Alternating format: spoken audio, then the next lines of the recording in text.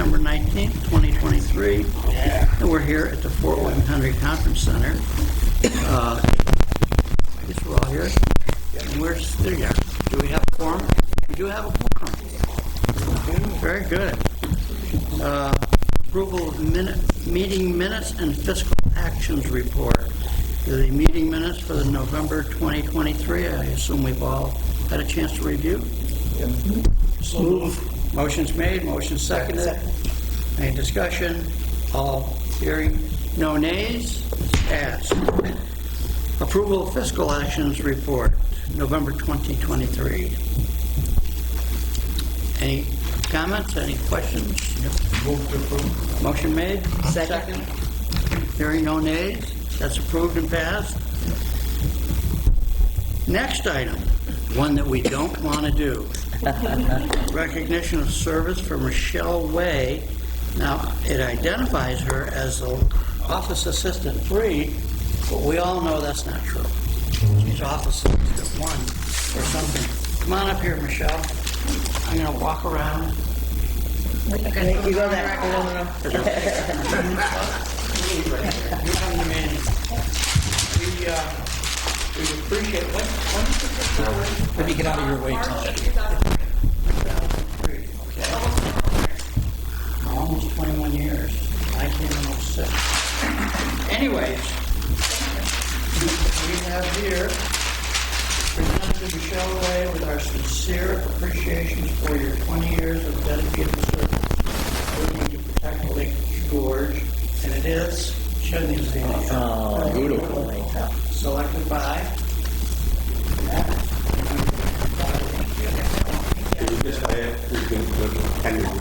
Sure thing. Come on around.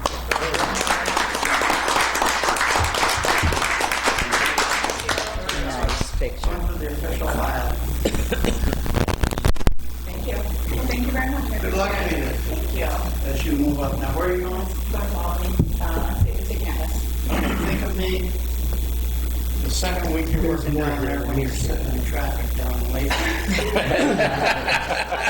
I did it last 7 years. Well, because I talked to Michelle last meeting. Oh, you don't have to leave till 7:15 or you have to be there 7:30. Oh, yeah. Thank you very much.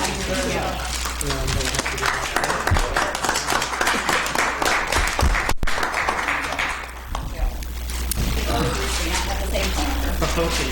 You know, the toughest part about this job is not hitting your phone. How often am I going to tell time? Why you trying to steal my phone? Item number 3. New Lake George Park Commission Marine Patrol dock in the village of Lake George. And we're going to have a resolution. And David, do you want to expound on how we got to a new dock in Lake George Village? Yeah, absolutely. So we have our Lieutenant, Joe Johns over there. We also have one of our sergeants, Angelo Pacione. And they both work lake-wide, but they know the lake better than anybody. And time comes when we start to need to evaluate where our berthing is in the lake. So several years back, we talked about this a minute ago, we used to be at Hall's Marina with 2 vessels, and that cost us about $9,000 a year. And then the town of Lake George stepped up and offered us an old dock that they had. They would put it in and take it out, and we could have a couple of vessels there, and that exists today. They've been very generous about that. And so now that we have some resources that we didn't have in the past, we sat down and talked as a commission, staff, and said, what can we do better to kind of make this a more long-term proposition? And so we came up with the idea of a more permanent structure right next to, if you guys know, the village of Lake George, where you have the floating classroom, and then you have the 2 vessels. I think it's a Warren County boat and maybe the fire boat. So right next to that is the town dock that's installed for us. So that's going to be replaced with an 80-foot long, 4-foot wide steel pile driven dock. So very similar to the current ones that are right adjacent to it.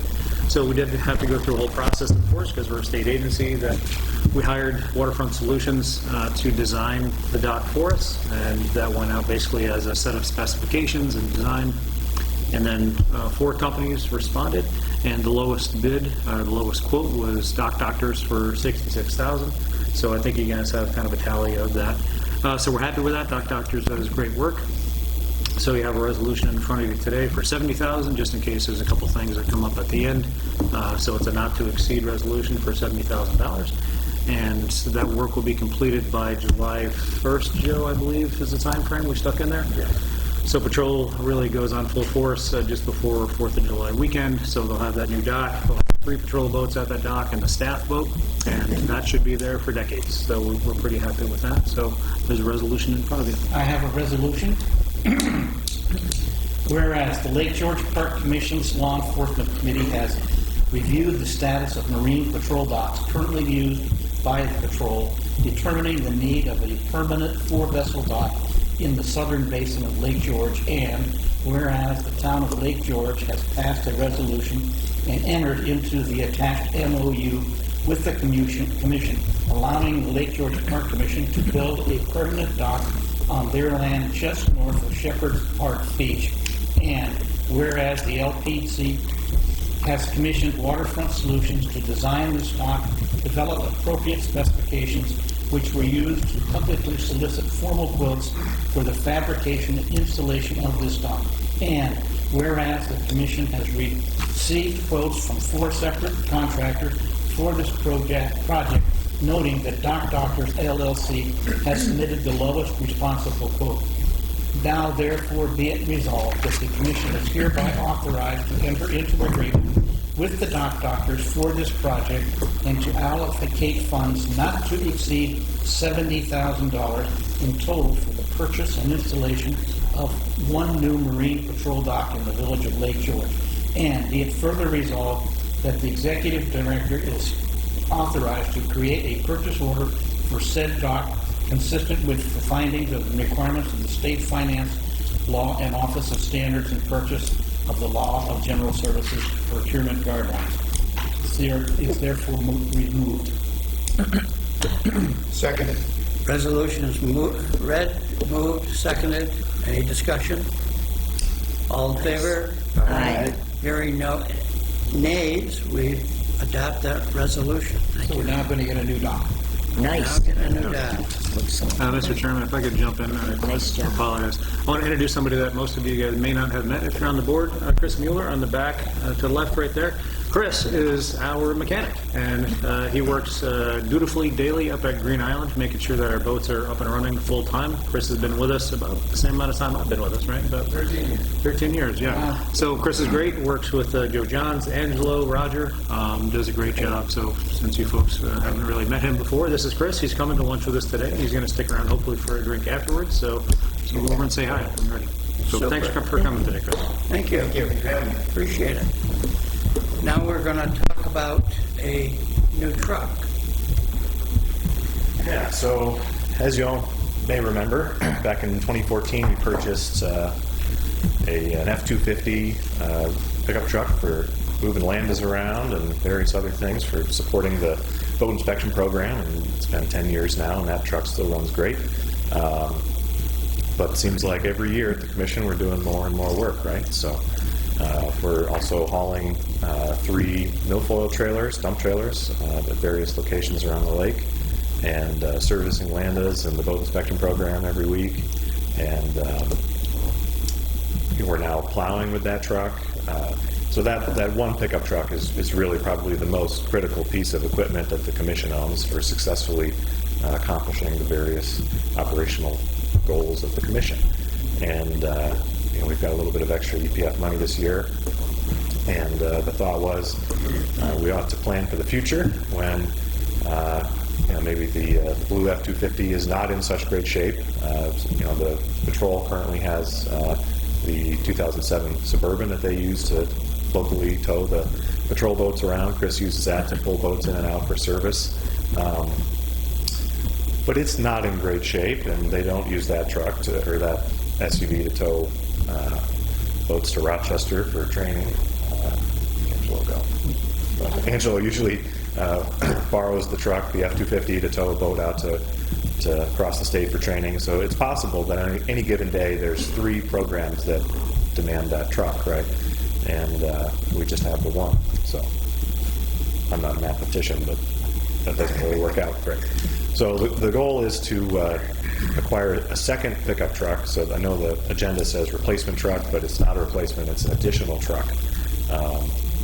And this would be a 1-ton chassis, so it's a heavy-duty truck, and so it can carry the load of hauling the full trailers, as well as hauling. We have it's about a 4-foot cube that we fill with water. It's a plastic tote, and we have a pump, some hose, and I use that about once a week to haul about over a ton of water down the road to the Norwell inspection station in the peak of the summer to fill that unit up, because we don't have access to fresh water on site anymore.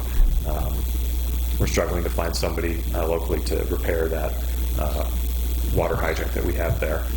So that's sort of a critical thing in order to be able to decontaminate boats at Norwell. So this new pickup truck would be better equipped to handle that load, as well as we're going to get a service body for it, so it would be able to store tools and parts. Currently, the pickup truck we have is just that. It's just a pickup truck, and there's nowhere to keep tools and parts out of the weather, or people from taking things out of the back of the pickup truck. So the new truck will be a heavier duty chassis, and it'll come with a service body, so I can keep parts and supplies out of the weather and secure. Because we're 10 years into boat inspection, and as Chris can attest, we've had a lot more breakages this year. The equipment's just getting older, right? So as it gets older, it needs more service. So this is our solution to that. So we don't have a resolution for you today. Obviously, we're still in the process of receiving bids. So the New York State OGS Fleet Management has a whole system for how we can purchase vehicles, and we're just working through their system. And to date, we've received one bid from one dealer, Van Bartle Ford. It's actually the same dealer that we bought the Commission's 2012 Ford Fusion. It's the same dealer. They have all the dealers have until the 26th to respond, and at that point, it's just lowest price would be awarded the purchase pending your approval. So the goal is to receive all those bids, tally them up, and the plan is to have a resolution for you guys to vote on next month. Any questions? The truck that we have, is that the first truck the Park Commission had? Yeah. Yep. So we have one pickup truck. It's a 2014 Ford F-250, and it's got doesn't have 90,000 miles on it yet. And we've been fortunate in that we didn't really use it during the winter. We just used it for boat inspection and hauling milfoil trailers. And before we had the new office, we had a snow and ice management contract, so we had somebody come and plow us out. But with the new parking lot being about twice the size of the old one, the cost of paying for somebody else to come do it, it was more economical just to buy a plow. So now we have a plow for that truck, and we haul totes of sand and salt in the back of it. So it's getting year-round use, and salt is certainly not going to do it any good. So we figured if we buy one truck every 10 years, it'll be all right. Dean? Having been the proud owner of Ford trucks for almost my lifetime, I've owned a 150, I've owned a 250, we now have a 350. Yeah. And the farther down the road you go, the more resistant they become to falling apart. Oh, good. So, I've kind of heard you tell me you were going to do a 150 on this purchase. No, we're going to do it's going to be an F-350, so it's going to be a 1-ton chassis. It'll In that be case, you have my... Okay, you're happy with the 350. Perfect. Okay, good. That's one vote. When we acquired that first truck, I remember when they pulled the commissioners. So me thinking I had to get something on the record said, yeah, I saw that truck's resolution to buy. I said, yeah, I was sitting in that truck the other day when I was in the yard. I just happened to get the Park Commission office. After the meeting, Bruce Young, our beloved chairman, grabs me by the hair and says, hey, stupid. He says, you don't identify the fact that the truck we're proposing to purchase is sitting in the yard, already licensed being used. That's a pretty good fact, Mr. Well, I can attest that there is no second truck sitting in the yard over at Park Commission. Well, it can't be quiet for a couple of Yeah, meetings. yeah. Well, I'll just say, so assuming the procurement process goes similar to the way it went for the hybrid Camrys we just bought for the septic program, I don't really anticipate having this truck to use and enjoy this season. I imagine it, because it's going to be built to spec, just like the Camrys were. It'll probably be several months before we see it after you approve it. So if you approve it in January, I would be thrilled to see it in October. So just in time for fall winterization. So take care of it. Oh, I will. And one final note on that is Albany's been very good to us, division of budget, so the cost of this truck will be coming out of the Environmental Protection Fund as a part of the above inspection program, which is great, so it's not going to impact the Park Commission Trust Fund. Nice. If anybody wants to go for a ride, it's just a regular cab, so it'll just have to be one at a time. It's not in the Unless somebody parking, wants to ride in the back. it's not in the parking lot now. It's not in the parking lot, I assure you. So, Very good, thank you. Item 5 on our agenda, invasive hemlock woolly adelgid in the Lake George Park.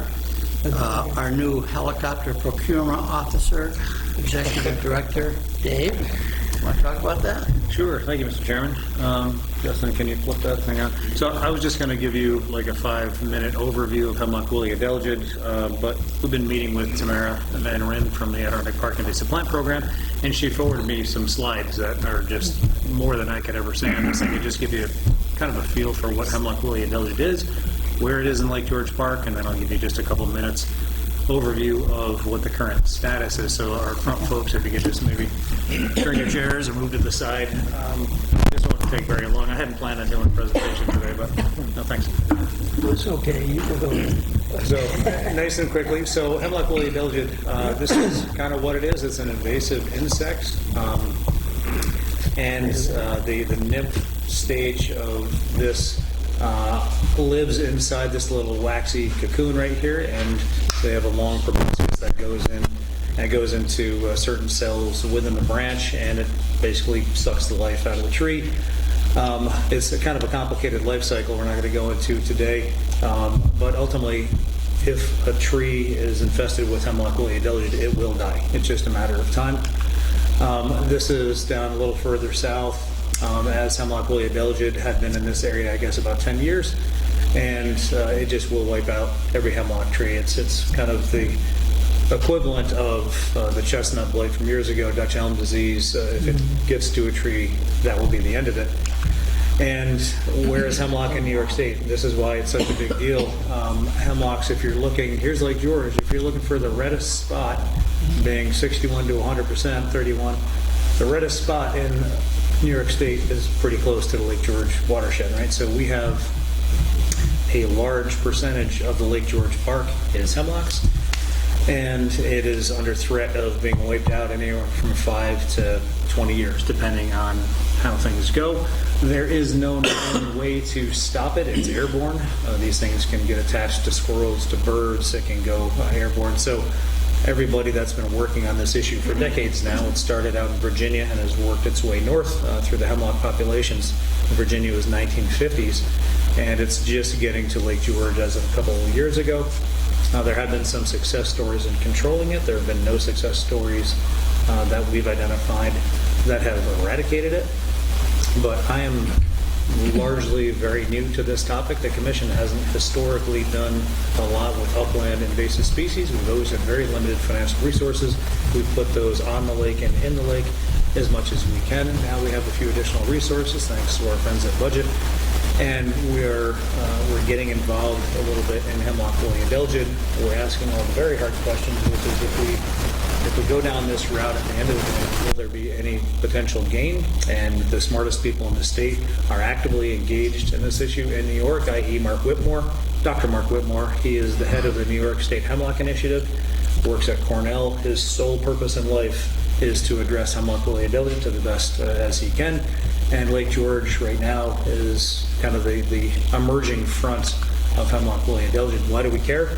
Hemlocks, number one, are the primary species in Lake George Park, and these are all kind of the things that it does. They tend to really populate on steep slopes and on stream banks. And if we lose all those trees, there's concern for long-term about additional erosion and just problems really throughout the watershed. So just a quick summary, it was first found in 2017. You probably read it in one of Tony's articles that yes, this was the first noted location in 17.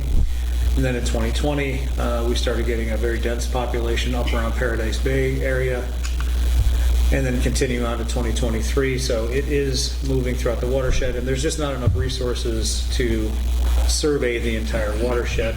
But this is largely run by DEC and the New York Hemlock Initiative, and also the Adirondack Park Invasive Plant Program, who we got the slides from today. Lake George Land Conservancy, Mike Horn and his group has been very actively engaged on their properties within the Lake George Park doing treatments. And these are the treatments that they've kind of undertaken so far. Now the treatments consist of, right now, chemical treatments. There's a treatment that acts very quickly, but it only lasts a year or so, and then there's a treatment that takes much longer to work in that tree, but it will last 5 to 7 years. And they're working as much as they can to apply these chemical pesticide treatments to these trees. This is how they do it down here. There are some that they inject a tree, and then it'll be kind of systemic to that tree. These bark treatments, the pesticide gets uptaken into the whole tree, and I am the furthest thing from an expert on those specific treatments themselves, but you need to be a licensed pesticide applicator to treat those things. Those treatments are not good for pollinators or really anything else that would thrive on those trees, but right now it is the best methodology for addressing that's actively available. So this is Dr. Mark Whitmore over here to the left, and he is a one-man army on actually growing a native pest to the Pacific Northwest. It's a type of beetle that only feeds on hemlock woolly adelgid nymphs, and that is how this is kept in check in the Pacific Northwest and in Japan, where it originated, and a bunch of other locations. So he is actively working very hard to create these different kind of hatcheries almost, and they've released some of these beetles in Lake George Park and elsewhere in New York State. And they're starting to grow some viable populations, but they're still way, way down on numbers. So by Mark's estimation, I was going to have Tamara or Mark do a presentation to you guys somewhere in the future, but I just wanted to introduce the topic because we're going to spend a little bit of money. They think it's going to take X amount of time to build up this native population of these beetles if they can do it. And so what they're trying to do is create kind of a local consortium of organizations and agencies that can stave off the worst effects of hemlock woolly adelgid until they can get these native populations of beetles in place. The best way to do that is through these targeted treatments. How do we do targeted treatments? We need to pick priority areas, right? So back to Ken's comment about the helicopters. So Mark says the best way to do a park-wide survey would be an aerial survey, largely through a helicopter. So we reached out to our friends in the governor's office. They hooked us up with the state police.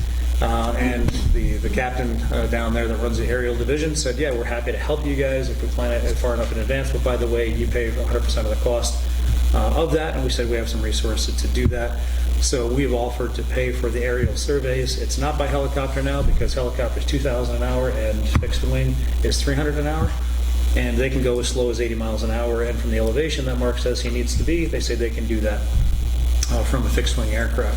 So we have been working more with Mark and Tamara and Mike Horn and a bunch of others at DEC to kind of plan how we're going to formulate a better, more holistic view of the Lake George Park with hemlock woolly adelgid for the next 5 years, 10 years, whatever else it might be.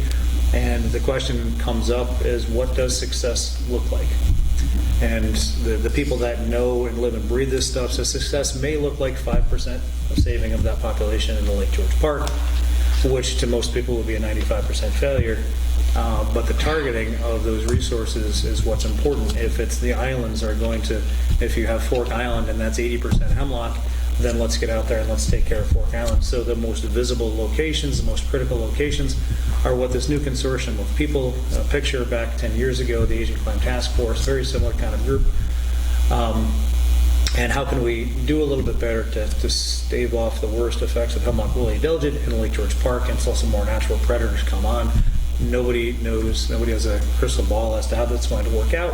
But like we said years ago with Asian climate, if we don't try, then shame on us, right? So we are paying the cost. It's going to cost maybe $2,000 or $3,000 for the state police survey.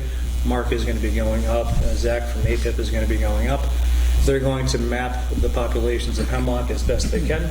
And so then that will kind of be the ground base that the consortium can work from to target their treatments a little bit more effectively and to kind of plan for the future. So just wanted to introduce the topic today, just to get it on your radar, because as things advance, it's going to be the commission's decision, i.e. your decision. I can spend up to $10,000 by your guys' resolution from years ago. Anything over 10 is all up to you guys. And if we're looking at doing larger scale work with the DEC and APIP and all those other folks, we may be talking larger amounts of money. So we're going to start having some meetings on this of people that are well informed in the topic. If anybody is interested in this topic and would like to be a part of that, let me know, and we can start having you and be involved a little bit more. So that's kind of a quick summary of where we are with hemlock woolly diligent, and you're going to be hearing more about it in the future. So just wanted to introduce the topic, and if you guys have any quick questions, I might be able to answer them. If not, we'll talk about it more in the future. So, thank you. So consider yourself informed. Thank you. Question on within the Adirondack Park Agency, when those trees die, I don't know if this is a DEC question, do they just have to leave them there? So they just have to rot until they fall? Yeah, if it's on forest preserve, they're not going to.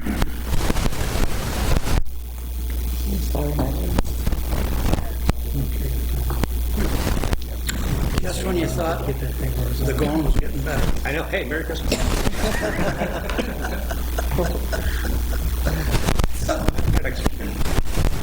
Okay, thank you. Now we have the highlight of the day, presentation on septic. That big. That is Oh, there he is, over there. Joe Toolen is our septic keeper, and you have a program for us? If I'm not lucky. You guys may want to, this is going to be probably a good 20 minutes. I may want to drag my chair then. 20 minutes. Don't get excited and speak fast. I can probably do it. Pardon me? Do I have to keep my eyes open? Well, good morning and happy holidays. It is the Christmas season. We've got a brand new septic inspection program. What could be better? It's nice to see a couple members of the public join us this morning. I thought it would be standing room only. That's not the case. I guess to the loss, everyone must be out Christmas shopping. But when you think about it, by all accounts, this is really an historic year. Passing these wastewater regulations, getting the program administered, taking the history of this topic. This is a really, really important step, correct? And this program represents a significant accomplishment. And it also represents a significant contribution to the Commission's efforts to continue to protect Lake George. And the results from the first year, which I'll get to in a few minutes, that's my teaser, is a testament, to how important this process is. But before I get into the numbers, I'm going to talk a little bit about how we got here, how the program works. As you all know, regulations aren't developed overnight, and as many of you will recall, this effort took about 2.5 years. It started with the Commission forming an ad hoc committee led by Chairman Parker, including members Floyd, Mason, LaLombard, and Stanek.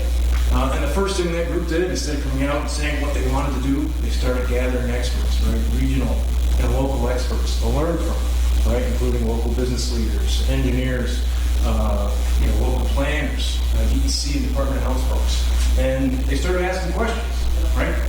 What don't we know, right? What's in the literature? What does the science say? Are septics harmful to water quality?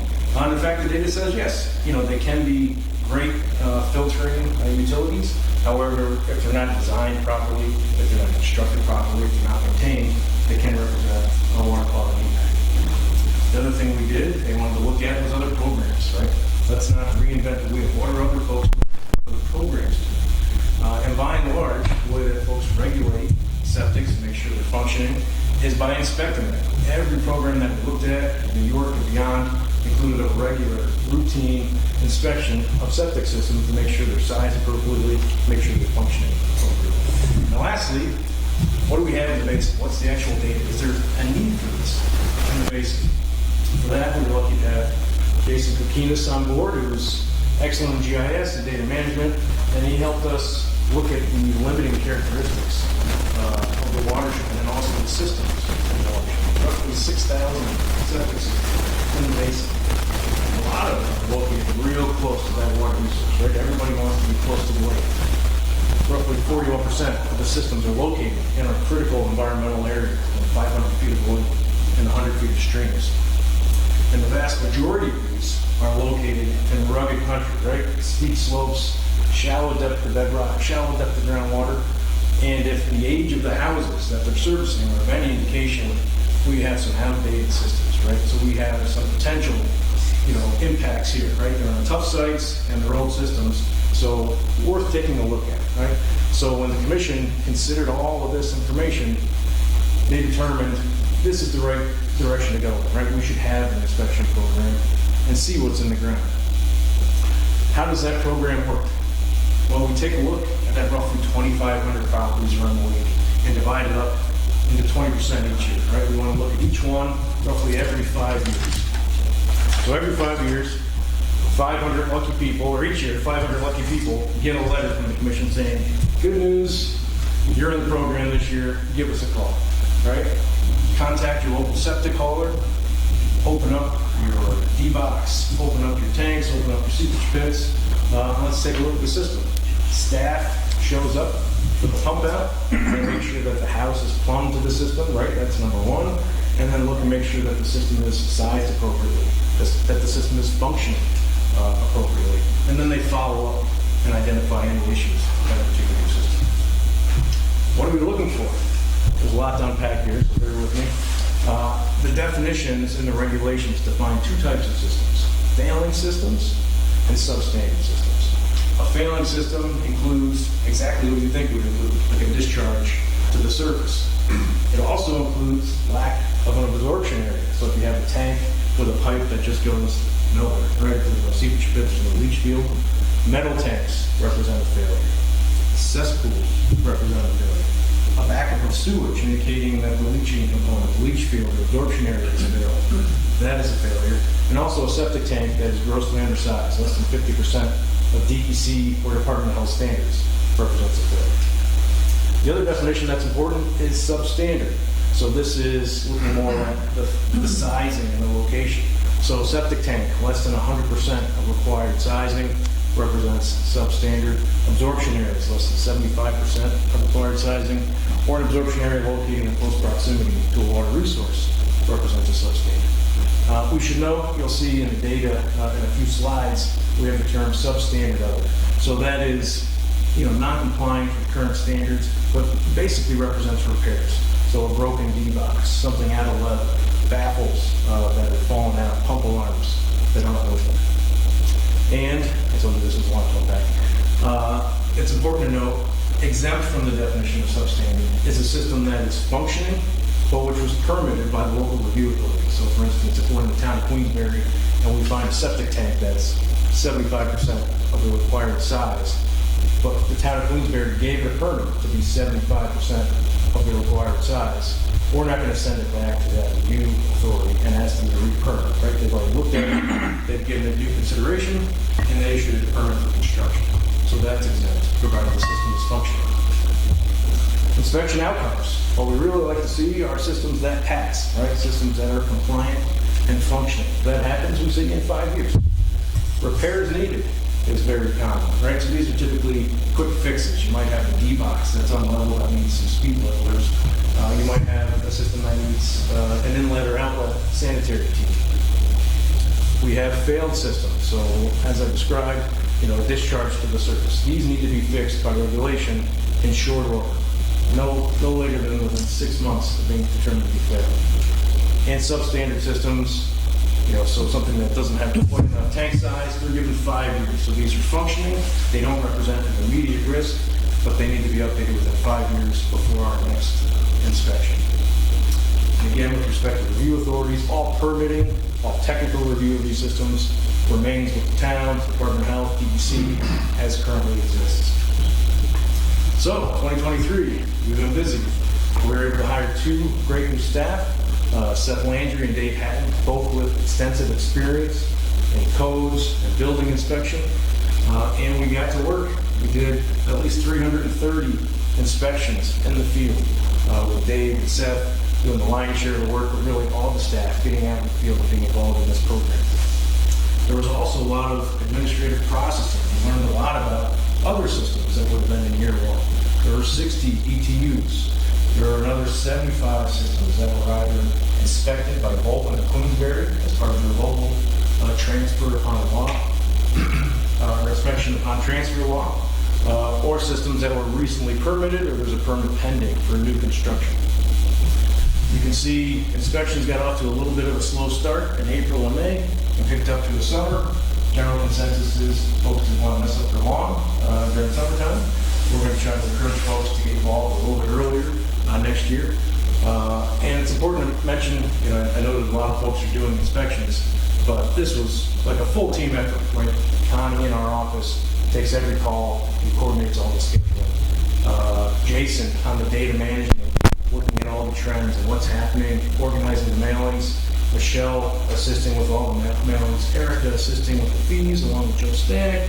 Roger providing QA and QC on every inspection to make sure we're consistent in what we're saying about systems going out the door. We had Dave, Justin, and Jason, everybody going out doing inspections. This was all hands on deck. And that's really what helped make the system work in year 1. Common issues that we saw. Cesspools. So this is the instance of basically a seepage pit with no septic tank, a lot of metal tanks, a lot of D-box issues, as I mentioned. One of the nice things about this program, those small repairs, the D-boxes, the baffles, right? These are things that, extend the life of an existing system. They're relatively cheap, and they allow you to continue to use an existing system more efficiently. If you have a D-box, for instance, that's out of level, right, it might send all the effluent down one leach line, overload that line, and cause premature failure. So in a lot of ways, this has been helpful to landowners, so they can just do a simple repair and increase the longevity of that system and increase the efficiency of that system. Now, drum roll. 2023 inspection results. We had 46% of the systems passed the inspection. So they were sized appropriately, located appropriately, and they were functioning. 16% needed some type of repair. So baffles, T's, things like that. 15% were found to be substandard. So maybe a tank that's not the right size, and they get 5 years to fix that. And 23% were found to be failed. High-level summary, roughly half of the systems passed, and roughly half of the systems that we looked at need some type of repair or replacement, which is not insignificant. We've had a number of conversations about, what constitutes a failure, right? What does that mean exactly? Lucky enough to have Seth, one of the inspectors, dive into the data and tease some of that out for us. So not every failure is a surface failure, but every failure, is significant. There were, first and foremost, a lot of cesspools, right? So we're not getting complete treatment. Backup of sewage, 17 cases of that. No absorption area, so just a tank and a pipe to no leach field, no seepage field, no anything. Metal tanks were pretty common. Tank size, gross and undersized, came up a number of times. And Seth estimated 3 to 5 instances where there was a direct discharge to the surface. The good thing about each of those is that each of those dwellings had a system. It was just disconnected. So one instance was picture a can kind of elevated. You can see all the plumbing underneath, right? The plumbing became disconnected from the septic tank, and the landowner had no idea. So, within 24 hours, they hired a contractor and got it all hooked up. So it was okay. So a lot of these are, not nefarious, huge issues, but things that no doubt have an impact over time. As inspection results by town. Relatively even. You can see Queensbury and Lake George have the greatest likelihood of past systems and least likelihood of fail. This may be due to, they're at the south end of the lake. There might be more turnover as far as real estate. Might be more year-round living. They also, put an effort into this, right? Lake George had the septic initiative program. Queensbury has the inspection upon transfer law. So not much to make of this just yet, but it's certainly interesting to look at the data. And overall, we're just getting started. We've had a great year. It's been a lot of work, but we're only 13% done. And once we finish, we're going to do it again, and then we're going to do it again, and keep on going. 23% failure rate is higher than we anticipated, and that's certainly a significant find. It's a challenge for the local engineering community, certainly for the landowners. We can extend the time frames for remediation by regulation, which is useful. And lastly, whenever you're looking at regs, it's always good to consider, was this the right thing to do for Lake George? And absolutely it was. When we look at 50% of the systems needing some type of repair or replacement, right, we are finding a lot of issues that would have gone unseen, right? So we're correcting issues today and preventing nutrient pollution and on in the future. So with that, I'll close it up and take any questions you might have. Yes. Joe, would you tell me if there's no absorption area for the tile field, then what's the prognosis for that owner? So that would be failed. In those cases, I believe your tree goes similar to a surface discharge.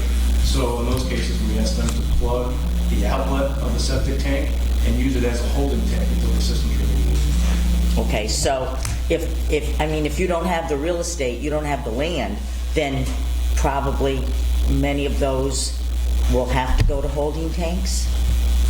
I don't know. Well, we haven't really gotten through that. Yeah.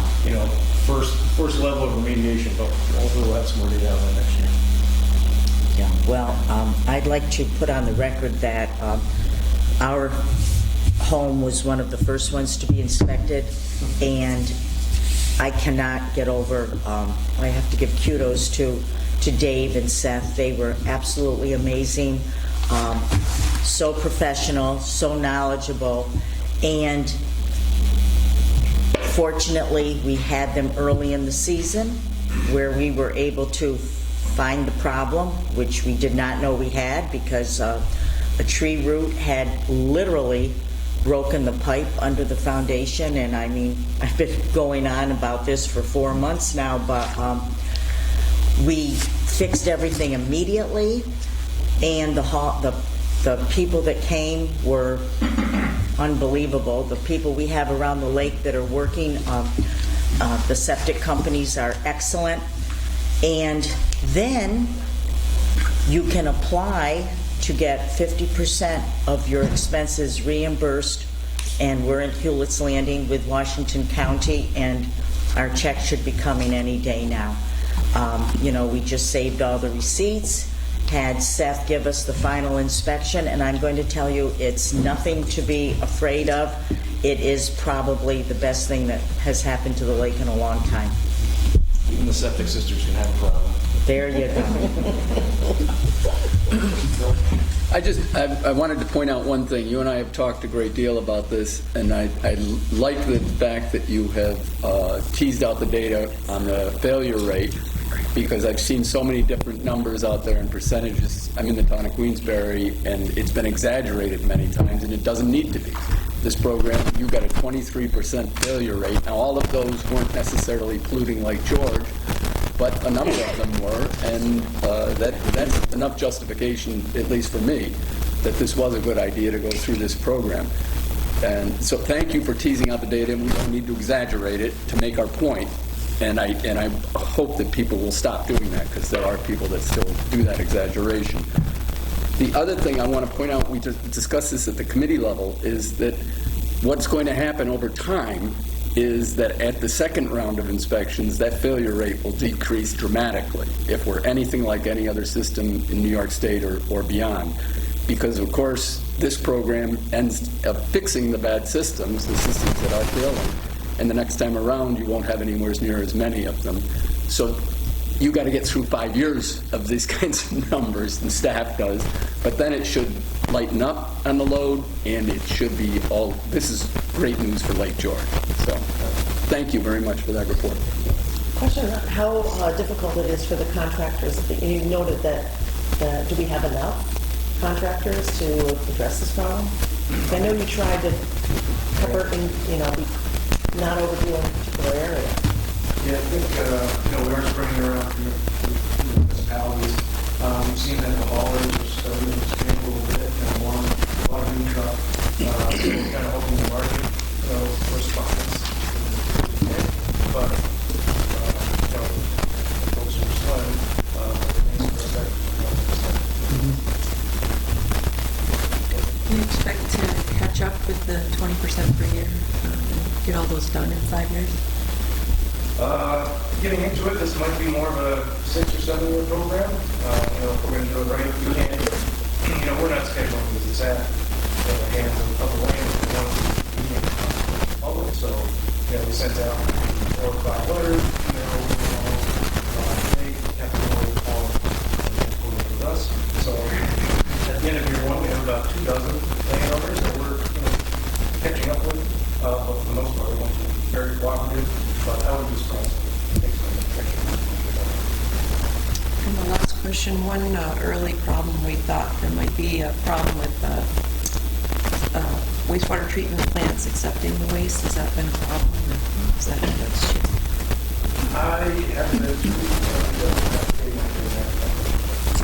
So most of our inspections, 90%, I think Steph is in the room, maybe not, are in the morning, right? So the haulers know that if they don't get there in the morning, then they may not be able to get into the Village of Lake George treatment plant or Ticonderoga, and they may have to go further and further south. And the further south they go, the more cost there is, the more time is lost on coming back to do a different one.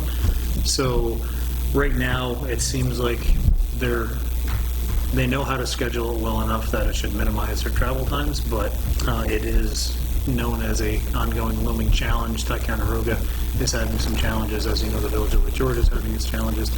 Glens Falls has scaled back 68% from what they were taking 3 years ago. So, the Park Commission is too small to address a regional wastewater challenge, but like we talked about before, we would like to put out the request for qualifications to have an entity come forward and do that regional analysis and then present that to the decision makers, really in Albany, that would say if this is of concern for the long term in the Lake George region, then let's take a look at how we can maybe do better and provide, maybe it'll give them a few extra points on whatever application they may have to the EFC in the future. And this has been identified as a regional challenge when it becomes available. So like we talked about in the past, this isn't a this year or next year overall term, but within a decade, if we can prove the need for increased capacity for septage through our efforts, and that would help those municipalities get additional millions of dollars, and that's money well spent. Thank you, Joe, for a really nice presentation, as usual. I'd like to identify Tom Jarvis here. He was a prominent, use the word loosely, private citizen on our 3-year septic committee, which probably, in my own personal case, probably exceeded the expectations of my former teachers in Corinth Central as to where I would end up as being the king of septic for the Lake George Park area. Anyways, with that, we'll move on unless anybody has any more questions about it. We'd like to talk about it. Project Review Actions Report. We have no projects this month, but as always, we will read Resolution 2023-42 for the record. Resolution 2023-42, accept Project Review Action Report. Whereas the Commission has received and reviewed the Project Review Action Report prepared by staff and dated 12/13/2023. And whereas the Project Review Committee recommends acceptance of the Project Review Actions Report, now therefore be resolved that the Commission directs that the Project Review Actions Report be incorporated in the minutes of the full commission meeting. So moved. Motion's made. Second? All in favor? Hearing no nays? Motion is approved. Next resolution is from the Law Enforcement Committee. Law Enforcement Committee met today, and we have received 2 new GPS systems and 2 radar units from New York State Parks. So that's enlarging our equipment. We are working on the annual reimbursement package from New York State Parks and Recreation. Usually we get somewhere around 50% reimbursement for our Marine Patrol expenses each year. We discussed the new dock. We had a resolution for that today. Then we went into an executive session, and we discussed ongoing cases and new cases. And then we exited the executive session. And I have a resolution to read. Resolution 2023-43. Whereas the Law Enforcement Committee met on December 19th to review matters pertaining to the Lake George Park Commission's Marine Patrol and the Commission's Lake Enforcement Program. Whereas active law enforcement cases and their status were reviewed in executive session, and whereas the Law Enforcement Committee has reported on the results of that committee meeting at this full commission meeting, and whereas the Law Enforcement Committee recommends acceptance of this month's law enforcement report. Therefore be it resolved that the Commission accepts the report of the Law Enforcement Committee. I so move. Motion. Second. Any discussion? All in favor? Aye. Hearing no nays? That resolution is passed. Now we go into the slow talking time because we're running a little ahead. But we're at number 8 for public comments. I don't see any of the usual suspects that would like to tell us how our future should be formed. No public comments? I have a question. Joe, do we still have 1 boat in the water? No. You got it, but it could be put in as we have another December rescue mission if we needed it. There is a Ranger boat, Chris says, in the water. Okay. Force Ranger boat is in the water. Okay. And DEC boats as well. Okay. All the Lake George Park Commission boats are winterized. Okay. Great. And we have officers available. We're going to send 2 people at least out there on the water. Okay, great. Thank you. Sorry, Chair. I hadn't planned to speak, but since the chairman partially or indirectly challenged me, I knew you'd rise to it. even though I'm in the process of retiring, I'm still in the trenches, and I am working on the wastewater program at another end of the spectrum, and I wish to commend the Commission for the first year's program. I think it's gone extremely well. There are glitches at every level, as there would be at any kind of program like this, but I think it's gone very, very well. And Dave and Seth leading the charge in the field has provided some comfort to people. I think the feedback I get at my level is that there's not the panic that I thought we might see, or that some people thought we might see. The program has been conveyed very adequately, and I think there's been a lot of flexibility afforded to people in the field and landowners especially. So I think it's gone very well. I mean, it's going a little slower than we'd maybe like, but not to be unexpected, I think, for the program of this magnitude. So I'm encouraged. I think it was very well done, and I think next year should be a little bit smoother, and sort of the next round should be much smoother, as I think Bill said. So anyway, I commend the Commission for that.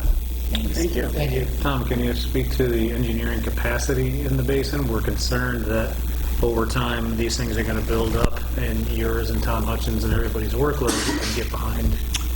I'm busy. It is tough. It's tough for the profession. It's tough for contractors. But we're trying to sort through it. We're trying to find a way to streamline things, make things more efficient. We're finding a way. But it's tough the first year, especially. Yeah, I'm not sure that's an answer, but everybody is busy, and we're trying to do the best we can to sort it out. I look at it through a number of different lenses, having served on the commission committee and in the trenches trying to design these things and get them permitted. There are some glitches at the local level that I want to talk with Dave and Joe about, but I think overall it's gone very, very well, and we're just trying to ramp up our responses. The 23% failure rate is a pretty significant rate, and that demands action at every level, and it's tough to respond. So, I think the citizens of the park are suddenly realizing that if they continue to brag and sometimes complain about the fact that this is our drinking water, now they're facing real justice if their septic systems aren't in full operation. So they don't have any objections to one leading to the improvement. I don't get a true cross-section because a lot of the people that talk with me are the ones that are willing to step forward and do something and solve a problem. But the feedback I get is it's tough. It's tough to open the wallets to the level that they have to, but they agree it needs to be done, and it should have been done probably years ago, but that's hindsight. You know, I was talking on the phone this past week with a close friend of mine for years and years and years and years, and he's second generation on this property up on the east side. And one of his questions to me was, I think my system might fail because of its age. How long will I not be able to occupy my summer home? Blah, blah, blah. He actually thought that we would require him to move out during the process, which is interesting what the layperson knows and doesn't know. the commission has not taken that stand that I've heard, but some towns have sort of voiced that level of response, and I think that's unfortunate, because there are ways to mitigate the situation temporarily, keep people occupying their home, even though it may be inconvenient, may cost more money, but they can still occupy their home. There are ways to deal with it. So, I'll be August. Who would a Saratoga guy? Thank you. Dan. Well, appreciate it as always. Okay, I think maybe the next agenda item is Merry Christmas. Yeah, that's a good one. I'll second that. Pardon me? Motion to adjourn. Second. Do we have that motion? We do. Yep, me. Oh, okay. Motion's made, motion's carried, all in favor? Aye. And away we go. Thank you. Thank you, everyone. Nice presentation. Well done.